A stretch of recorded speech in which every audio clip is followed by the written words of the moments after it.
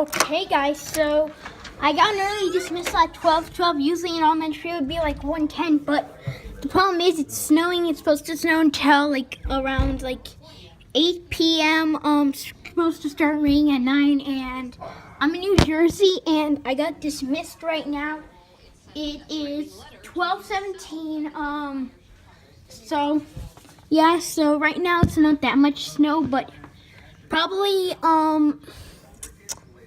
usually in a few hours, around 2:30 I get up, but at 2:30 it's gonna be more. So at my regular, if I got in at 12:30, it would be a lot more snowy outside. But yeah, because elementary school, I leave at 3 o'clock. That's why I would go. Also, leave even later. I would go at 1:10 if I had that. But because I'm in middle school, now it's 12:12 because I leave even earlier.